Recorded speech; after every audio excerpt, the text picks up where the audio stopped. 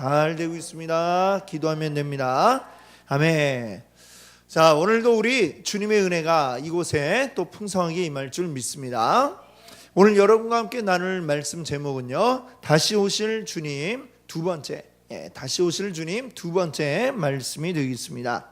우리 지난주에 이제 다시 오실 주님에 대해서 이제 다루었는데, 다 이제 끝을 맺지를 못했어요. 그래서 오늘까지 이제 계속 말씀을 드리려고 합니다. 우리 그동안 요한계시록 말씀 쭉 함께 살펴보고 왔는데요. 이제 오늘이 마지막 시간이 되겠습니다.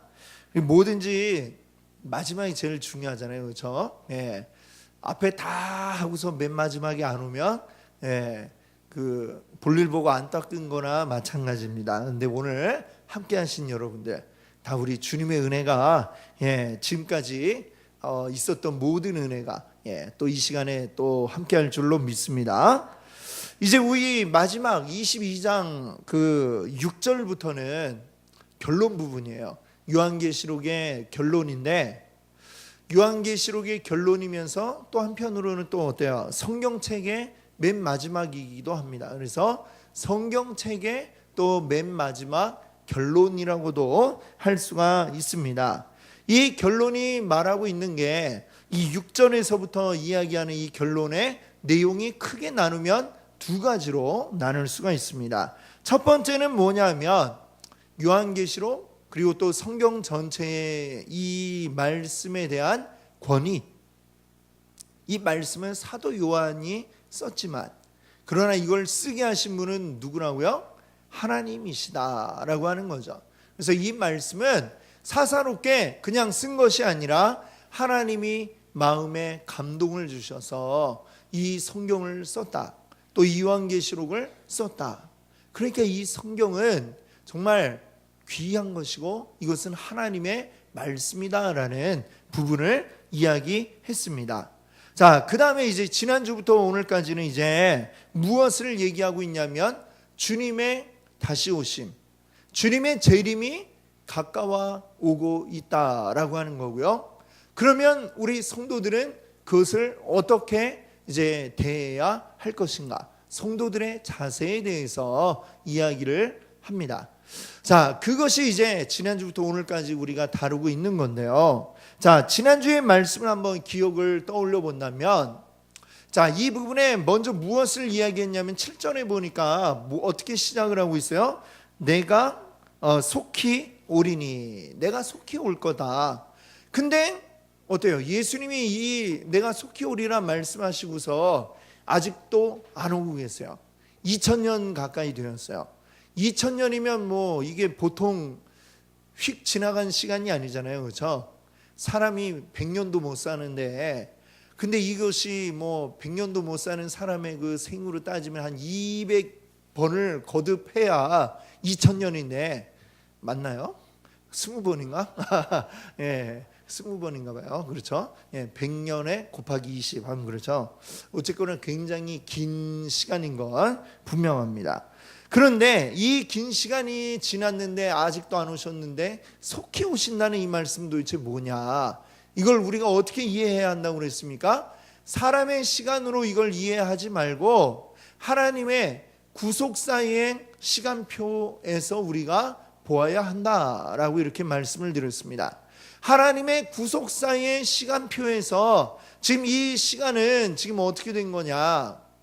예수님이 오심으로 인해서, 예수님이 오신 그 2000년 전, 그때 예수님의 오심으로 인해서 하나님의 그 구원이 이미 시작이 되었다라고 말씀을 드렸어요. 그리고 그 구원이라고 하는 것은 예수님의 첫 번째 오심으로 시작이 되어서 그다음에 어떻게 완성이 돼요? 예수님이 다시 오실 때에 완성이 된다라는 것을 말씀드렸습니다. 하나님의 그 시간표로 본다면 창조, 그다음에 인간의 타락, 그다음에 이제 그 후에 이 주님 하나님이 또 준비하시고 그다음에 예수 그리스도를 보내심으로 구원, 이렇게 딱 되겠죠. 이렇게 나누어진다면 그 가운데에 2000년 전부터 지금까지도 여전히 어떤 시간표에 속해 있어요? 아직도 그 구원이라고 하는 시간표의 시간대에 속해 있다라고 하는 겁니다. 그럼 하나님의 시간표 상에서는 이미 이 시간표, 뭐 예를 들면 이제 4교시라고 한다면 4교시가 지금 시작이 되었어요. 그럼 곧 그 인간의 시간으로 볼 때 이게 굉장히 길어 보일지 모르지만 하나님의 시간표 상에서는 여전히 동일한 한 4교시, 뭐 이렇게 얘기를 할 수가 있겠죠.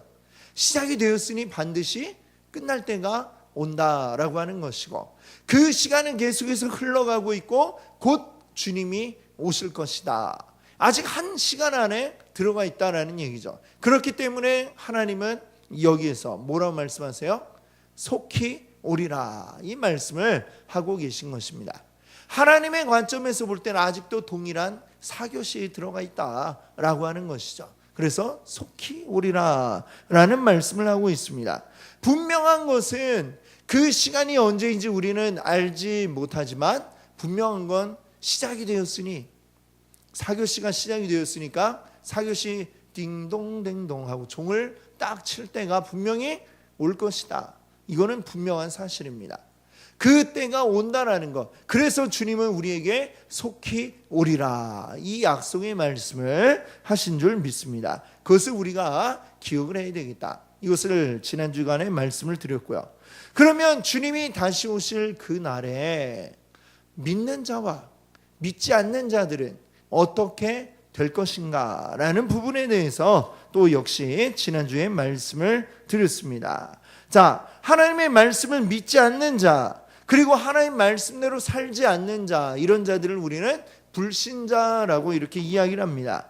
그리고 이 요한계시록에서는 그 자들에 대해서 뭐라고 부르고 있냐면 불의를 행하는 자 또는 또 더러운 자라고 이렇게 부르고 있는 것을 우리가 봅니다. 자, 그리고 그들에 대해서 주님이 다시 오시는 그날에 어떻게 될 거라고 얘기를 하고 있냐면 예루살렘 성 밖에 쫓겨나리라 라고 이렇게 이야기를 하고 있습니다. 성 밖에 쫓겨난다. 근데 이 예루살렘 성이라는 게 우리가 앞에서 보았던 것처럼 21장에 나오고 있죠. 여기 새 예루살렘이라는 게 나와요. 새 예루살렘 뭐냐? 새 예루살렘 뭐예요?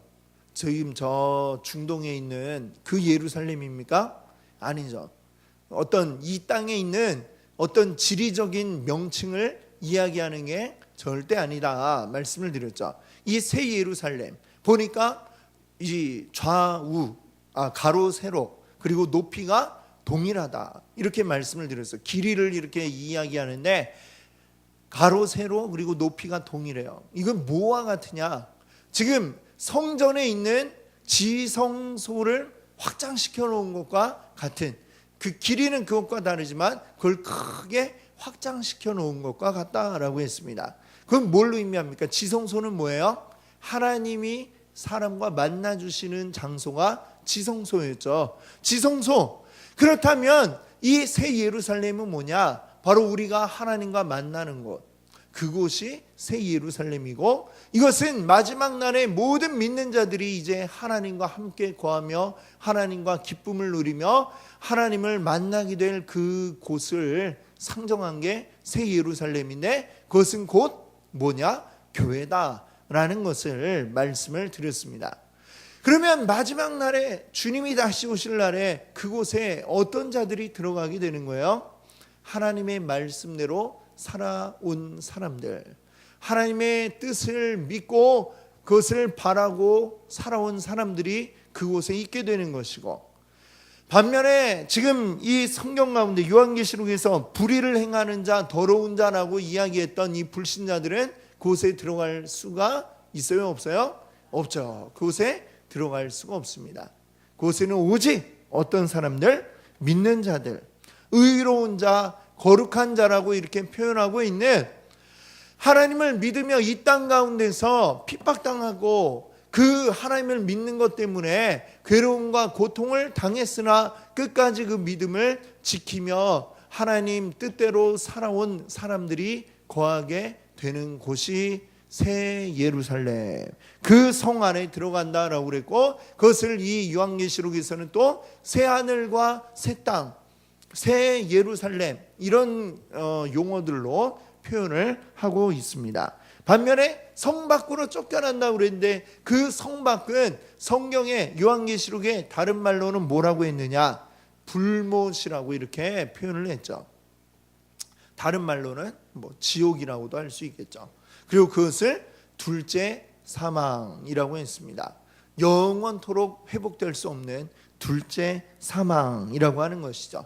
자, 이것을 이제 지난 주간까지 이제 말씀을 드렸는데, 자, 그러면 이 믿는 자와 믿지 않는 자들에게 최후의 심판하실, 그리고 믿는 자들에게 최종적인 구원을 주실 바로 그분, 예수님은 과연 어떤 분이냐라는 것을 이제 요한계시록 마지막 결론이 또다시 이야기하고 있습니다. 13절 말씀을 한번 보겠습니다. 13절 같이 읽어볼게요. 나는 알파와 오메가요.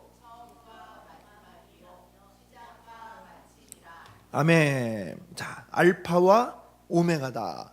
알파는 뭐냐면 이 헬라어, 지금 이 신약 성경을 쓰고 있는 헬라어의 알파벳입니다. 알파벳의 맨 앞에 나오는 영어 ABCD로 치면 A가 지금 이제 알파고, 맨 마지막 알파벳이 뭐냐면 오메가죠.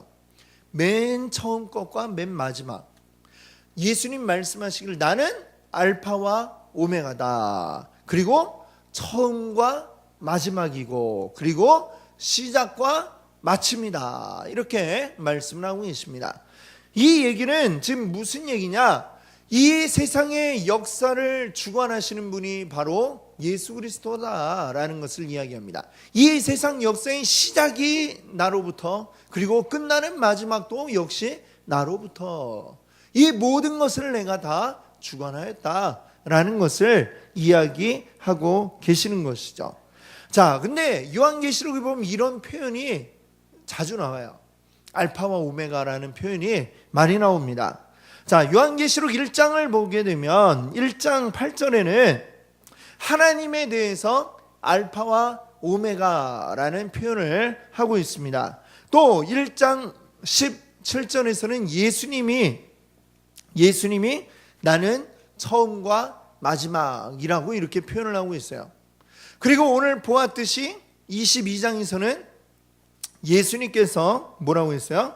알파와 오메가요, 처음과 마지막이요, 시작과 마침이다 라고 했는데, 그 앞에 있는 21장 6절을 보면 하나님이 이렇게 말씀하세요.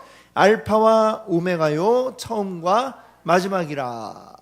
자, 보니까 맨 처음에 이 요한계시록을 시작할 때에 1장에 시작할 때에도 하나님이 알파와 오메가다 얘기하셨고, 예수님도 또 내가 알파와 오메가다 이 얘기를 하셨어요.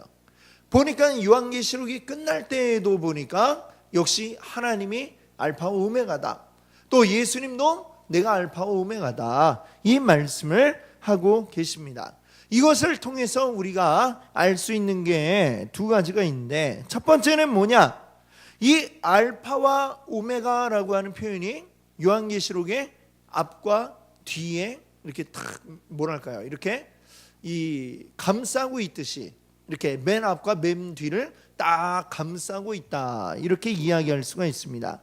이거는 무슨 얘기냐면, 지금 맨 앞과 맨 뒤를 하나님이 또 예수님이 이렇게 딱 감싸는 것처럼 이 세상의 역사의 모든 것을 또한 우리 하나님과 예수님이 감싸고 있다. 즉 처음과 마지막을 하나님이 열고 하나님이 닫고, 또 예수님이 함께 열고 예수님이 함께 닫고, 그 모든 역사 시작부터 마지막까지 우리 하나님과 예수 그리스도가 주관하시고 이끌어가고 계시다라는 점을 이 알파와 오메가라는 이야기를 통해서 우리에게 강조하고 있습니다. 즉 하나님은 어떤 분이신가? 이 역사의 창조자이시면서 이 모든 것들의 완성자다라고 얘기를 할 수가 있습니다. 자, 또 여기서 한 가지 더 우리가 알 수 있는 것은 무엇이냐면, 알파와 오메가라고 하는 이 호칭을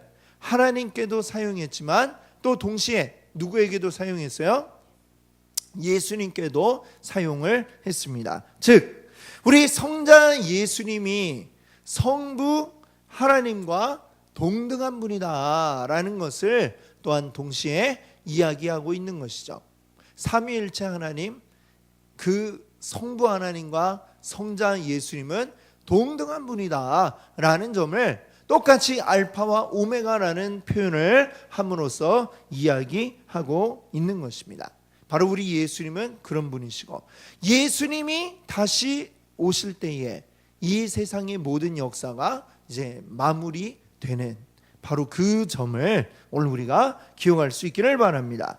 자, 이제 예수님의 재림 그리고 이 세상의 마지막에 대해서 이야기를 하였는데, 그러면 그 이야기를 우리가 쭉 들었는데 그것을 받아들이는 우리 성도들은 과연 어떤 자세를 가져야 하느냐, 여기에 대해서도 이야기를 하고 있는데요.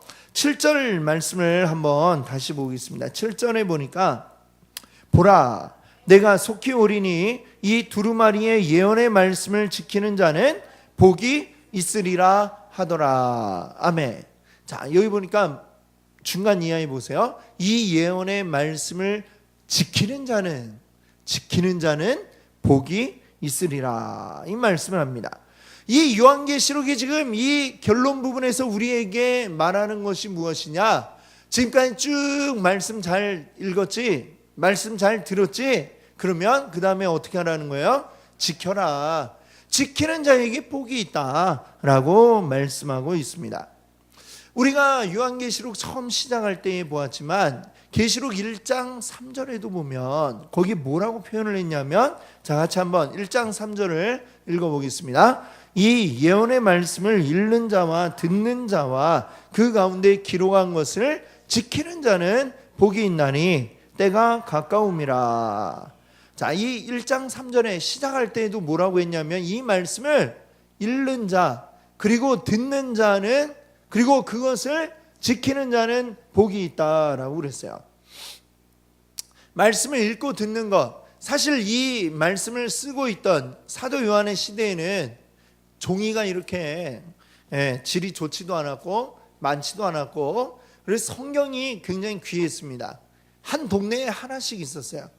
그러면 이제 안식일에 회당에 유대인들이 모이면, 또는 이제 그리스도인들이 함께 모이면 모인 그곳에서 두루마리를 쫙 펼쳐가지고 읽는 거예요. 앞에 낭독하는 사람이 하나 있고 나머지 분들은 어떻게 하는 거예요? 그 읽는 걸 들음으로써 말하자면 이 듣는 것도 성경 읽는 것과 마찬가지였죠. 그러니까 뭐 둘 다 동일한 것을 이야기한다 할 수 있는데, 중요한 거는 읽고 듣고 그 다음에 어떻게 하라고요? 이것을 지켜라, 지켜라라고 말씀하고 있습니다. 1장에서도 지켜라.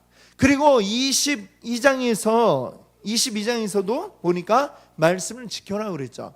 읽는 자 듣는 자 얘기가 빠졌는데 왜 빠졌을까요?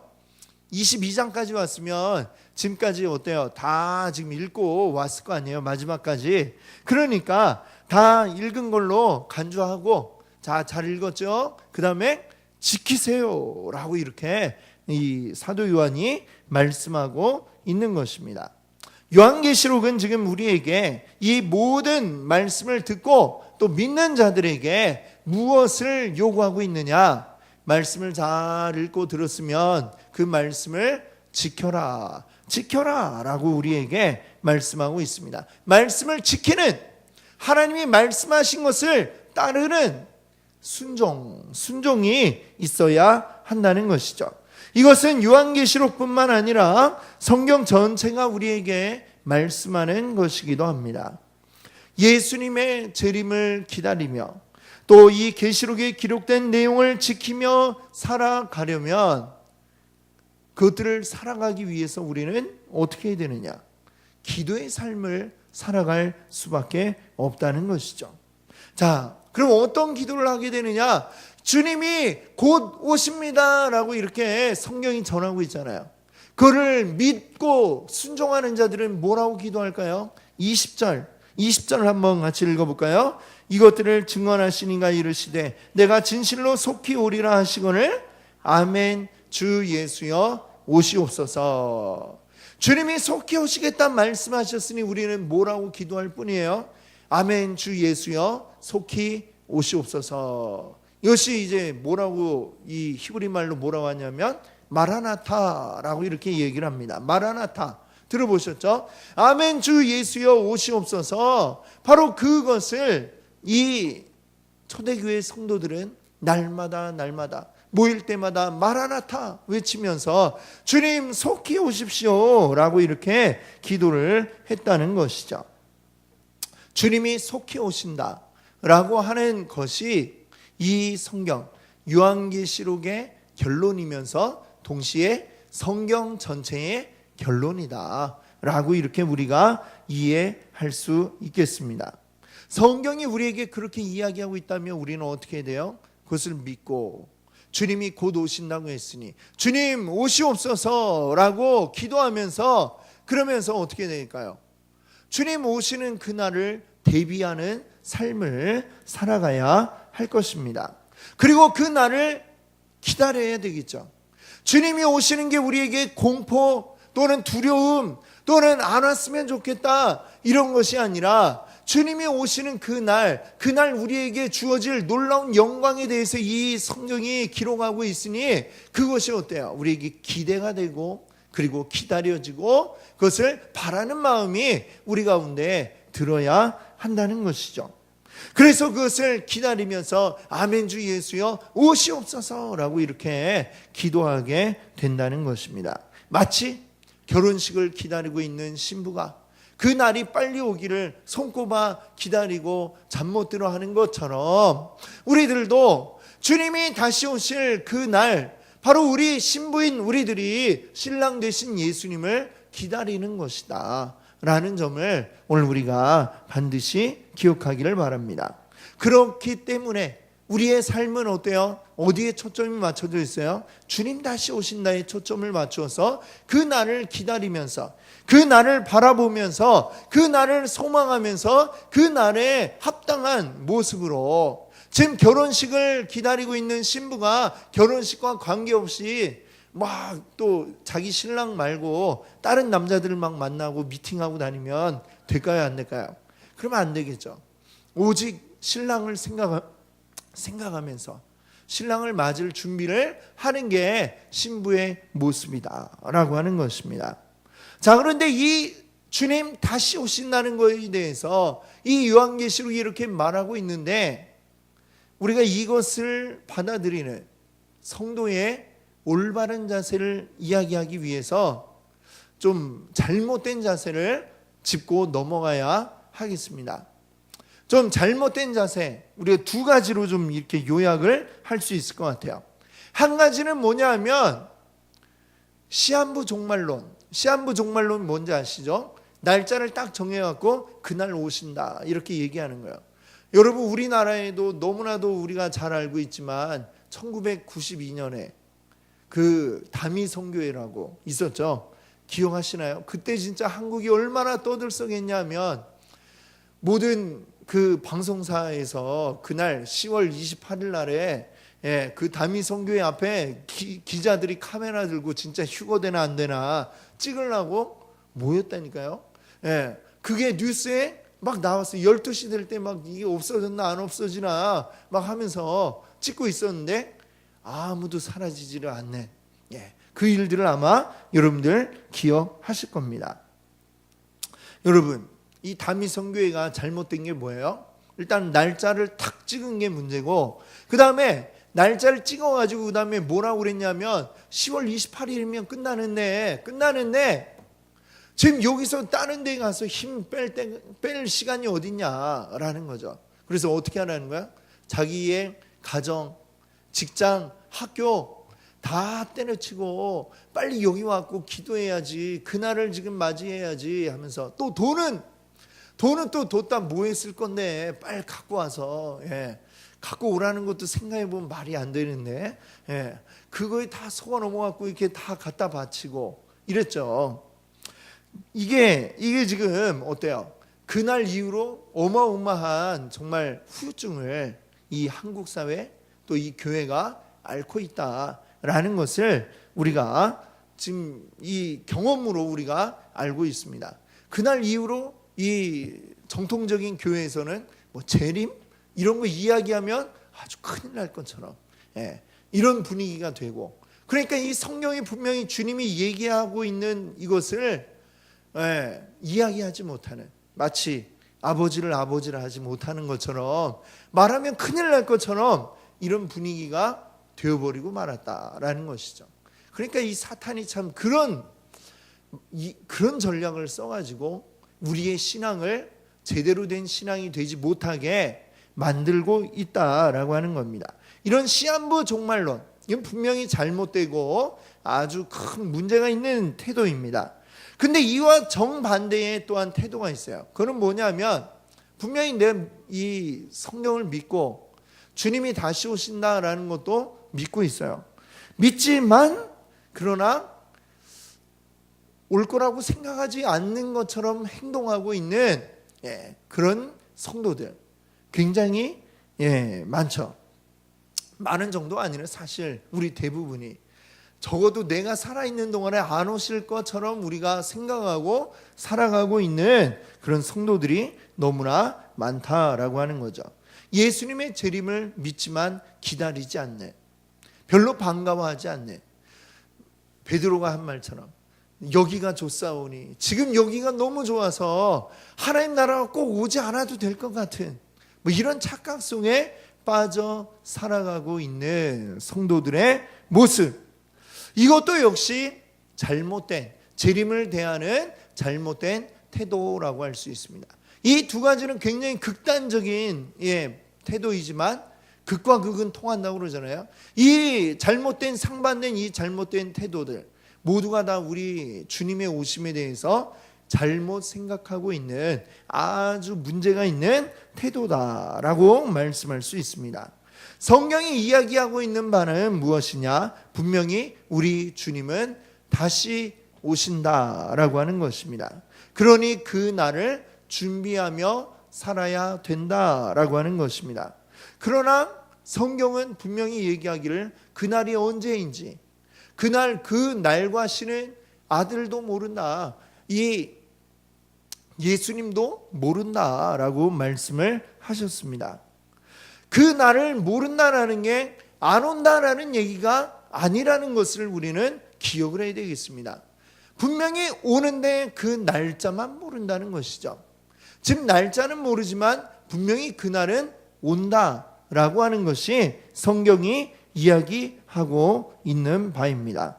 언제가 될지 모르기 때문에 우리는 더욱더 그 날이 언제 올지 모르지만 우리는 그 날이 바로 오늘이 되더라도 하나님 앞에 부끄럽지 않도록 매일매일 그 날을 준비하며 사는 그러한 삶을 살아가야 한다라는 게 성경이 우리에게 가르치고 있는 바인 것입니다. 우리가 당장 내일이라도 오실 것처럼 호들갑 부리면서 지내서도 안 되겠고, 그렇다고 아예 영영 오지 않을 것처럼 나와 상관없는 것처럼 생각하면서 지내서도 안 됩니다. 우리는 매일매일 우리에게 허락하신 우리의 삶의 자리에서, 우리의 가정과 또 학교와 또 직장에서, 내가 있는 그 모든 곳에서 하나님이 나에게 허락하신 이 일상들 속에서 우리는 하나님이 말씀하신 것을 따르며 지키며 살아가는 게, 그게 바로 오늘 이 재림을 바라며 기다리는 우리에게 주신 하나님의 사명인 줄 믿습니다. 그 날이 언제인지 알려주지 않는 것은, 언제인지 알려주면 마치 그 다미 선교회 때처럼 다 때려치고 그냥 막 모여가지고 기도만 하면 될 것 같이 생각하는 그런 게 우리의 이 마음 본성에 있기 때문에 우리가 그렇잖아요.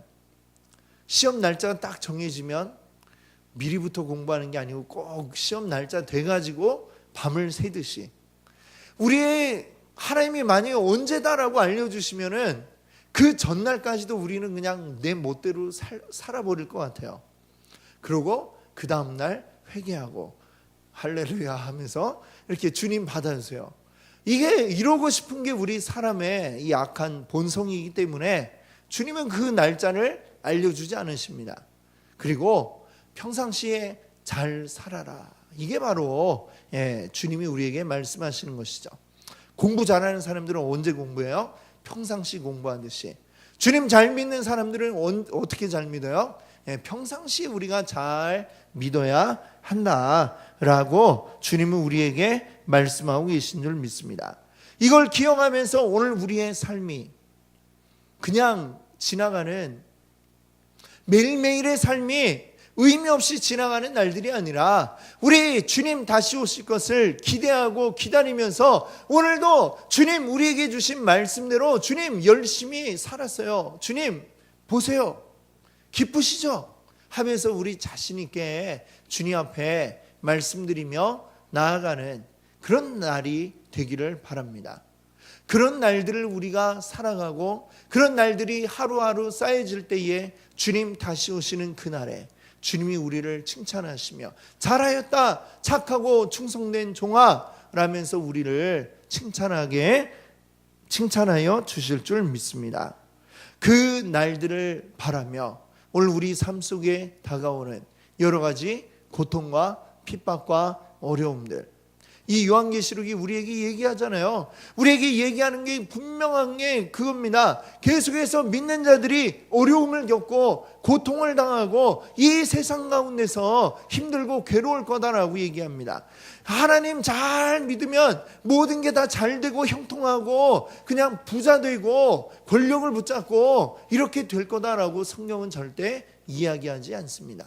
오히려 이 세상 가운데서 너희는 환난과 핍박을 당하고 괴로움을 당할 것이고 그렇게 될 거다라고 말씀합니다. 왜? 이 세상의 가치관과 전혀 다른 가치관을 가지고 우리는 살아가기 때문이죠. 그러나 이 세상은 일시적인 것이고 분명히 끝날 때가 있다라고 말씀하고 있습니다. 그러나 우리 주님은 다시 오실 것이고 그날에 누리게 될 하나님의 나라는 영원하다라는 게 바로 요한계시록이 우리에게 알려주고 있는 귀한 교훈인 줄 믿습니다. 오늘 우리의 삶 속에서 바로 이 말씀을 오늘은 붙잡고 나가기 원합니다. 요한계시록이 우리에게 두려움을 주기 위한, 공포를 주기 위한 책이 아니다라는 것을 분명하게 말씀드리며 시작을 했었죠. 그 말씀 그대로 이 말씀을 쭉 우리가 읽어보니 어때요? 이건 우리에게 공포를 주기 위한 책이 아니라, 두려움을 느끼게 하기 위한 책이 아니라 오히려 우리에게 소망 주시는 책이다 라고 말씀했습니다. 소망을 주고 있습니다. 주님이 다시 오십니다. 그날에 우리는 그 하나님과 함께 더불어 기쁨을 누리는 새 예루살렘에서 주님과 더불어 영원토록 사라지지 않을 기쁨을 누리게 될 것을 믿습니다. 그 날을 위하여 오늘도 우리 주님 바라보며 주님의 말씀을 기억하며 그 말씀대로 우리 삶의 자리에서 날마다 승리하시는 여러분 되시기 바랍니다. 함께 기도하겠습니다.